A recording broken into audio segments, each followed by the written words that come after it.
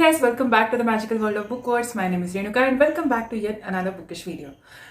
2021 is over and we have finally entered 2022 and it is quite unbelievable. Yesterday I shot the best books of 2021 in Marathi. Now today I'm shooting the best books of 2021 in English and I don't know when will I be able to upload this video, but I'll try to upload it as soon as possible. Now the basic motive of making this video is just being able to talk about my favorite books that have given me innumerable memories in the last year. 2021 is over. So I'm going to talk about the books that I read, my favorite books that I read, and the audiobooks that I listened to on Storytel. So let's begin with the books that I read first. Before we proceed with the video, as it is the tradition on my channel these days, let me remind you that the links to both my Instagram handles are down in the description box below. So please follow me there and let us connect over books on Insta. And now let's proceed with the video. The books on this list are the books that have stayed with me for a long time. These are the books that have the characters that have not left me. I have not been able to get over them no matter what, no matter how many days have passed. Of course, there are more books that I have liked, but I have curated a list of those books which are unforgettable for me. And of course, there are a lot of books other than that, but those are the books, those are the characters that do not stay with you for a long time.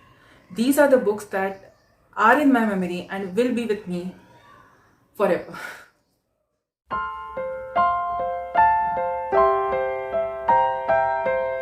Number one is the cult classic in the genre of mystery/thriller/crime.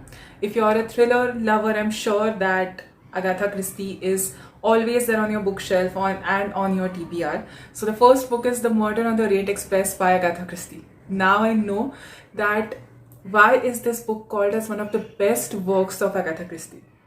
This is a story of the Orient Express, of course, that is traveling from Istanbul to Paris, and a murder takes place on the board. And coincidentally, the best detective of Agatha Christie, Hercule Poirot, is on the board on the Orient Express, and he's at such a stage of his career where he takes the case only if it interests him, and this case manages to interest him. The twist is that the train is stuck in the snow and there are no signs of the killer having escaped. So Poirot is sure that the killer is still on board and he needs to find out who the killer is.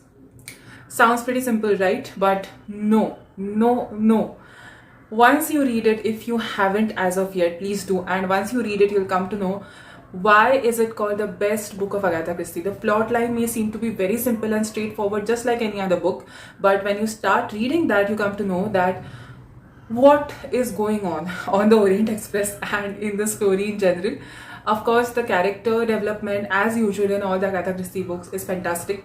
Agatha Christie has introduced the characters from all over the world, and the way she has crafted them, the way she has mentioned the details about them, the way she has put in the accent for those characters is amazing. That is the reason I love her. This was my second read by Agatha Christie and this has managed to be on my favorite list throughout 2021.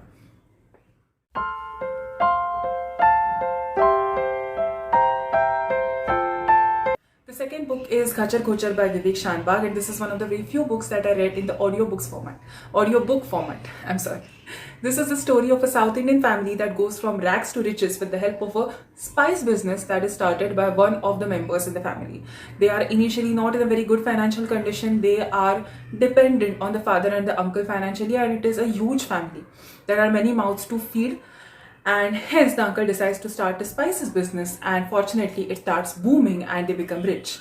And the reason, now this is the plot, but the reason why I and many people, I'm sure, love this book is the way the family dynamics have been described in this book, the way the relationships have been described, and most importantly, the way the complications in every relationship have been described in this book is amazing. What I love about this family is that they stand by each other. They always stand by each other no matter what. I'm not saying that they encourage each other to indulge in wrong or immoral activities, but they know that they are a family and they always stick together as a family. And they trust each other, and even if they don't trust each other in certain circumstances, they know that they have to be together if they have to sustain. And that is the main reason why I like this book. One more thing to mention about this book ends, the end is such a twisted one. If you want to explore the meanings, there can be many. One more thing to mention about this book ends with a twist, and a twist that you cannot predict at all. So that is also one reason I and many people, I'm sure, like this book. And apart from that, you can derive multiple meanings from a single situation if you want to. So in order to like this book, you have to learn to read between the lines. It may appear to be extremely simple on the surface, but if you want to derive the hidden meaning, then I'm sure that it is something that you cannot explain in words. That is what has happened to me right now. I'm so sorry, I'm all over the place, but just try to understand what I'm saying. Learn to read between the lines if you want to enjoy this book.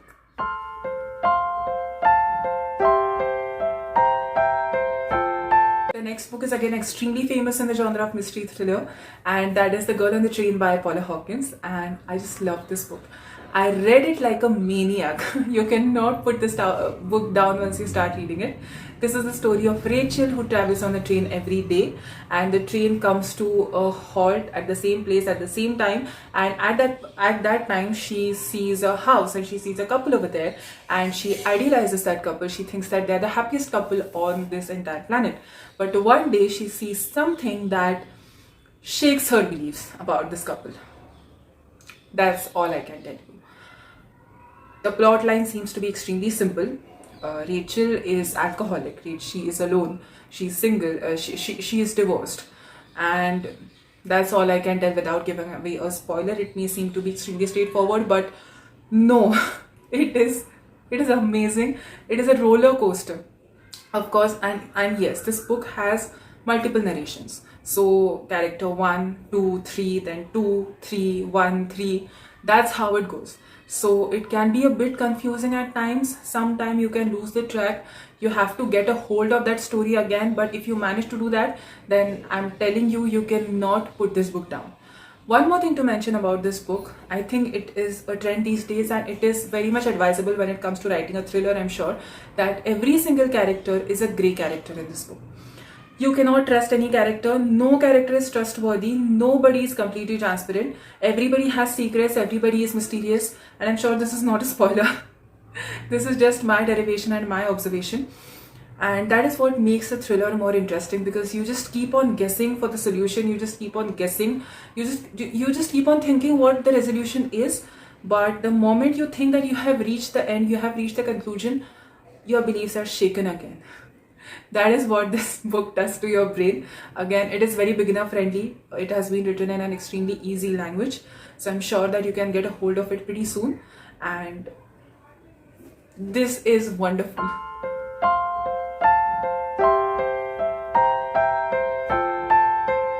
The next book on the list is And Then There Were None, again by Agatha Christie. I own a copy of this book, but it is currently with one of my best friends, Ridhima, so I'm not able to show it in the video.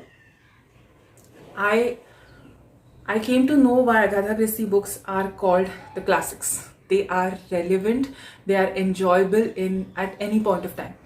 And in spite of being classics, they're extremely easy, they are beginner friendly. So if you have a tendency to get distracted just like me, then Agatha Christie books are perfect for you. They are classics, so they are always relevant. They are thrillers, so they keep you engaged, and they are written in an easy language, so it does not pester you at all. This is the story of 10 strangers who are invited to an island by a stranger.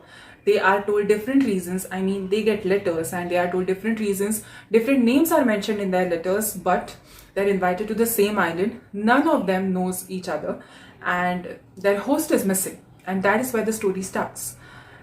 Each and every person, each and every one among them is accused of a crime that they have committed in the past. And that's what starts pestering them.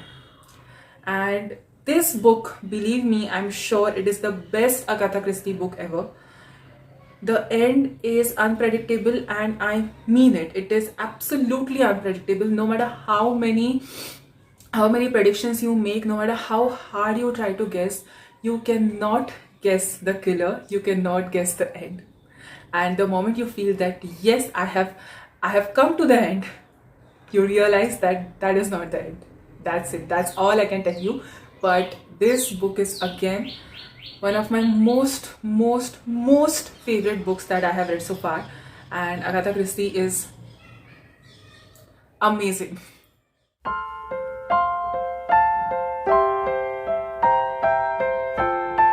The next book is The Ultimate Gift by Jim Stovall. I read it as an ebook and I loved it.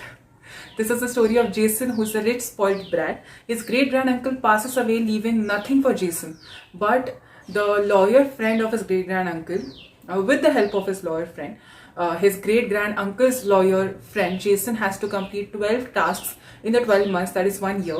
He has to discover 12 gifts and then he will discover the ultimate gift that his great-granduncle has left for him. Very simple, but trust me, if you're cursing your life, if you're being ungrateful for whatever you have, reading this book will help you count the number of gifts that you have, the number of gifts that you're born with, and we never manage to count them or realize them. So this book really makes you grateful, and it gives a strong message that stop cribbing and be happy with whatever you have. Discover the gifts that you're born with, discover the gifts that you already have before claiming anything else or before wishing for anything else. This book.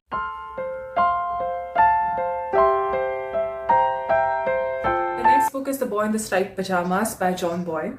This is a recent read, and though it was a bit traumatizing, I love this book. This is the story of Bruno, whose father has got to transfer and they have to leave their house that Bruno absolutely loves, and they have to shift to Auschwitz. Auschwitz was the place where the biggest concentration camp of Adolf Hitler was situated, and this is based upon that. Bruno goes to that house, and very nearby there is a concentration camp of Adolf Hitler that is surrounded by fences, and he locates a boy on the other side of that fence whose name is Shmuel. And not knowing what concentration camp is, not knowing what Shmuel is doing over there, Bruno just becomes friends with him. And this is the story of their friendship. This is the story of Bruno. This is the story of Shmuel. This is the story of the concentration camp of Adolf Hitler. And since it is written from a child's perspective, it is very much innocent. The thing that struck me while reading this book, the thing that captivated me the most while I was reading this book, was the innocence in that. The way the author has put in the innocence in his character. Bruno is just 9 years old, and the author has written this book from the perspective of a 9-year-old child. And putting yourself in the shoes of that 9-year-old is not an easy task, I'm sure. And John Boyne has just nailed it. Nailed it. Whenever I think about the concentration camp, there's just the negativity that surrounds me. But still, I had to read this book. And as I said, it is traumatizing, but not as traumatizing as the other books based upon the concentration camp and the Nazi government.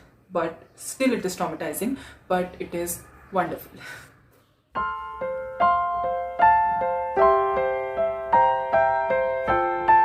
The last book on the list is The Kite Runner by Khalid Hosseini. This book needs no introduction. It is hype for the right reasons. It is famous for the right reasons. This is the story of Amir and Hassan. Hassan belongs to the lower caste. Amir belongs to the upper and the richer caste. Hassan loves Amir with all his heart, and they are best of friends. The only hurdle in their friendship is the caste discrimination. Amir thinks that Amir does not have a mother, and he thinks that he does not get the love from his father that he deserves. And a kite running competition is to be held in their village, and Amir thinks that winning the kite running competition will help him get the love of his father that he's craving for. And Hassan is ready to do anything for Amir. He is ready to go to any extents to make him win that competition. And one incident that takes place during that kite running competition just shakes the foundation of the life of Amir and Hassan, and it changes the things forever, and Amir is never able to get over that incident. What is that incident? What happened between them? How was their friendship? We get the answers to all those things once we read this book.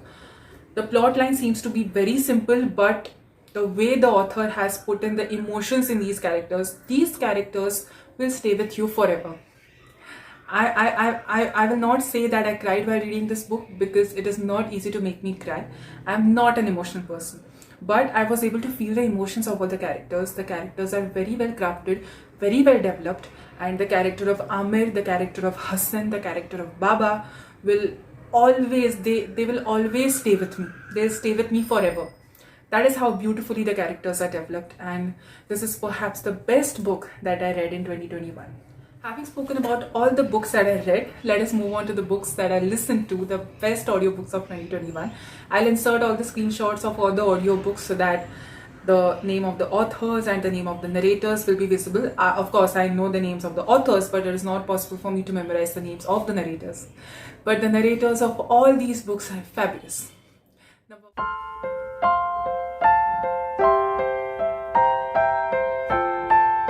Number one is The Animal Farm by George Orwell. This is the story of the animals on the Maynard farm who revolt. Those animals revolt against their owner. They drive the owner away and they take the charge of the farm. They think that they take the efforts and they are given nothing for that. So they drive their owner away and they start running a farm. This novel is actually a satire about the Russian Revolution.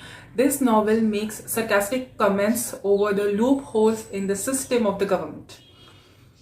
Yeah, but it is very witty, very intelligent, and very, very humorous. Again, all the animals, all the characters in this book are very much lovable. Sometimes, yes, some of them are worth hating as well, but these characters too will stay with you forever.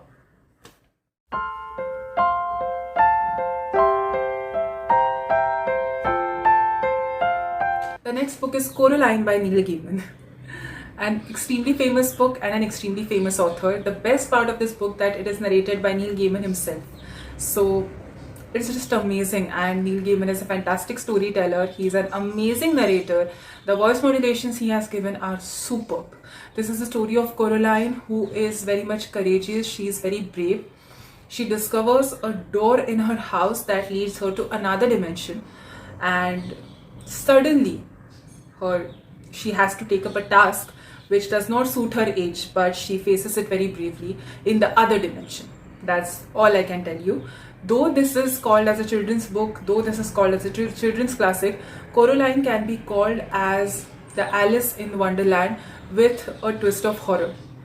That's it. But this book is fantastic, not a long book, quite short, with a fantastic narration, with an amazing author and wonderful characters, with a wonderful plot line. I cannot stop talking about this book, but it is just amazing.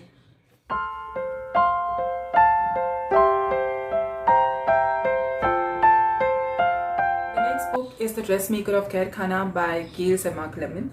I am going to come up with a detailed, dedicated video about this book pretty soon. This is the story of Kamila, who starts a dressmaking business in Afghanistan at the time of Taliban invasion, and wherein women are put under a lot of restrictions. Everybody is living with a trauma. Everybody is living under fear.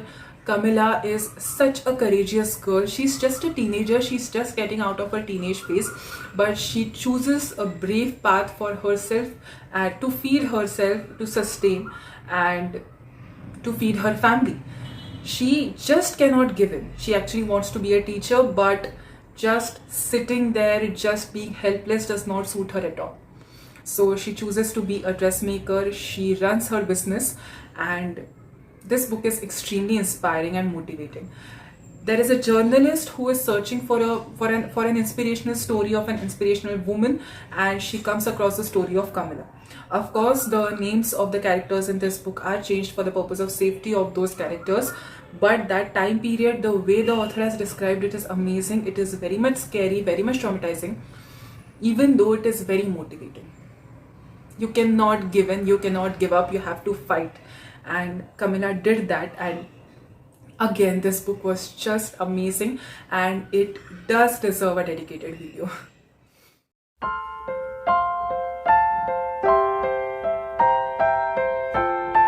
The next book is Before I Go to Sleep by S.J. Watson. This is the story of a woman who has amnesia, and she forgets everything after 24 hours. She just forgets everything that she has done in a day, the people she has met, the things she has done after 24 hours. So for her, every day is new and every day is the same. And she has a husband who just tries to bring back the memories every day by showing her the photographs and videos and everything. That's the plot line. She has a best friend, she has a therapist who are trying to help her, but that's not all. She has she has gone through a traumatizing incident, and that incident led to her amnesia.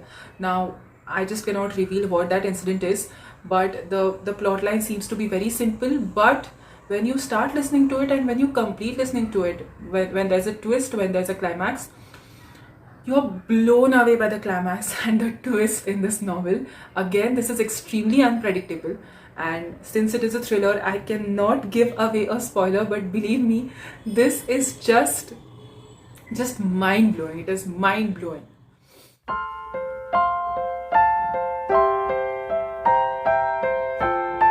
And the second last book is The Seductress by Kavita Kane. This is a Storytel original, a very short book, mythological fiction story based upon one single incident in the life of the most beautiful of all the Apsaras in the court of Lord Indra, that is Urvashi. Again, as I have said, mythological fiction is not my most favorite genre. I do have a few questions about certain incidents that have been mentioned in the book. I cannot deny that Kavita Kane is an outstanding author. Her writing style is fascinating, her vocabulary is amazing, and the narration of this book is just to die for. Tiska Chopra is a fantastic narrator. This is the story of Urvashi, who falls in love with Arjun. Arjun, as we all know, according to Mahabharata, Arjun is the son of Lord Indra. He visits Lord Indra in the heaven to gain a certain thing, and Urvashi falls in love with Arjun. That is it. I mean, imagine how magical Arjun would have been. I'm going to come up again with a detailed, dedicated video for The Seductress and The Lover. So stay tuned. And again, I love this book. I love the vocabulary, I love the writing style, and I love the narration by Tiska Chopra. It is amazing.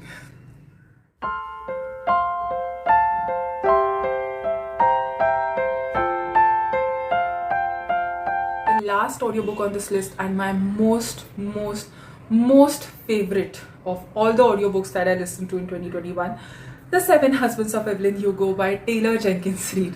I was dying to read this book. I finally did listen to it as an audiobook, and I'm so grateful that I did.